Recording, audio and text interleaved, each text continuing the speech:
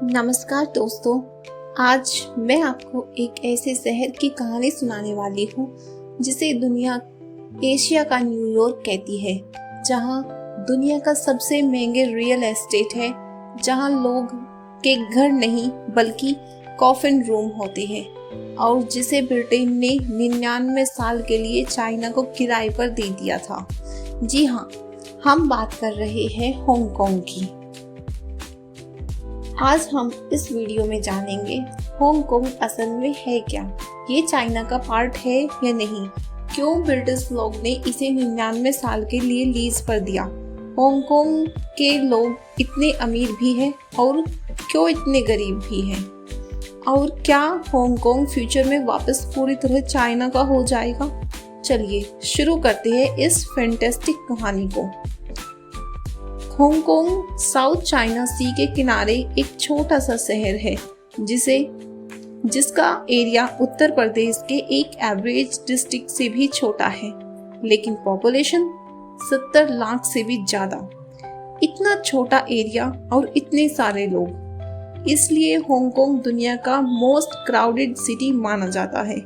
यहाँ पर total land का 25% हिस्सा ही रहने लायक है, बाकी सब माउंटेन और फॉरेस्ट से घिरा हुआ है, इसलिए यहाँ घर बनाना मुश्किल है। और जो घर है वो इतने महंगे हैं कि दुनिया में सबसे एक्सपेंसिव रियल एस्टेट हांगकांग का ही है। यहाँ एक नॉर्मल बेडरूम फ्लैट की कीमत 5 से 7 करोड़ रुपए तक है, इसलिए यहाँ के लोग कॉफिन होम में रहते हैं, मतलब 6 फुट लंबा और 3 फुट चौकोरा एक बॉक्स जिसमें सिर्फ एक आदमी लेट सकता है। 1800 के दौर में ब्रिटेन के बहुत बड़ा कॉलोनियल पावर था, उनका बिजनेस चाइना के साथ चल रहा था, इसलिए स्पेशली टी, सिल्क और प्रोपलेन का। लेकिन ब्रिटिश लोग अपना पैसा बचाने के लिए चाइना को ओपियम बेचने लगे, यानी कि ड्रग्स। लेकिन चाइना ने कहा हम अपने देश में ड्रग्स का बिजनेस नहीं होने देंगे। बस यही से शुरू हुआ फर्स्ट ओपियम वार 1839। ब्रिटेन ने अपनी नेवी भेजी, चाइना को हरा दिया और 1842 में ट्रीटी ऑफ नैनकिन साइन करवाई। चाइना ने मजबूरन हांगकांग आइलैंड ब्रिटेन को दे दिया परमानेंट कॉलोनी के रूप में। फिर 1860 में सेकेंड ओपियम वार हुआ। इस बार ब्रिटेन ने और ज्यादा जमीन ले ली और 1898 में ब्रिटेन ने पूरा हांगकांग एरिया 99 साल के लिए लीज पर चाइना को दे दिया। तो सिंपल लैंग्वेज में कहानी ये है, हांगकांग एक तरह से ड्रग के बिजनेस की वजह से ब्रिटेन के हाथ चला गया। ब्रिटिश रूल के दौरान हांगकांग एक फिशिंग विलेज से बदलकर इंटरनेशनल बिजनेस हब बन गया। यहाँ मॉडर्न बिल्डिंग्स बनी, बैंकिंग सिस्टम आया और एशिया का सबसे बड़ा स्टॉक मार्केट यहीं डेवलप हुआ। ब्रिटिश ने एक पॉलिसी चलाई, 1 कंट्री 2 सिस्टम, मतलब हांगकांग चाइना का पार्ट भी है और नहीं भी। यहाँ के लोग चाइनीज भी नहीं है और ब्रिटिशर्स भी नहीं, बल्कि एक अलग कल्चर डेवलप हुआ। लीज खत्म हुई 1997 में।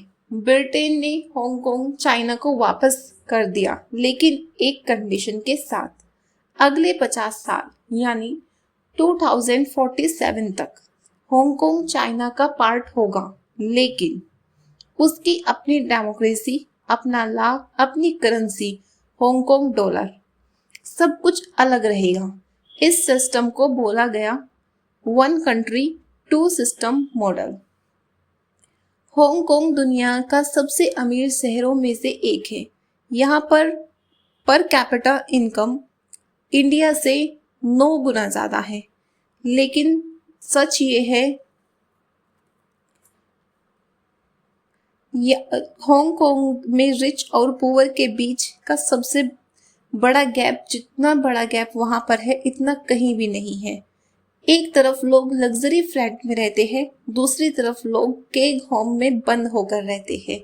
बच्चों को स्कूल में सीट मिलना मुश्किल है, डॉक्टर्स के लिए 2-2 महीने की वेटिंग करनी पड़ती है और रेंट इतना हाई कि लोग शादी नहीं कर पाते।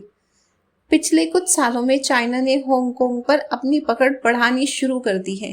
2019 में जब हांगकांग के लोगों ने प्रोटेस्ट किया, चाइना ने उन्हें प्रेशर से दबा दिया। अब 2047 में जब ब्रिटिश एग्रीमेंट खत्म हो जाएगा, तब हांगकांग पूरी तरह चाइनीज कम्युनिस्ट रूल के अंडर आ सकता है। बहुत से लोग कह रहे हैं कि हांगकांग की आज़ादी धीरे धीरे खत्म होती जा रही है। ये अब एशिया का न्यूयॉर्क नहीं बल्कि चाइना का संघाई बन रहा है। तो दोस्तों, ये थी हांगकांग की असली कहानी। एक ऐसा शहर जिसे ड्रग के वार के बाद ब्रिटिश ने जीता, 99 साल तक चलाया और फिर चाइना को लौटाया। एक ऐसा शहर जो दुनिया का सबसे मॉडर्न भी है और सबसे ज़्यादा स्ट्रगल करता हुआ भी। आपका क्या मानना है? हांगकांग को फ्यूचर में फुल फ्रीडम मिलनी चाहिए या चाइना के कंट्रोल में ही रहना चाहिए?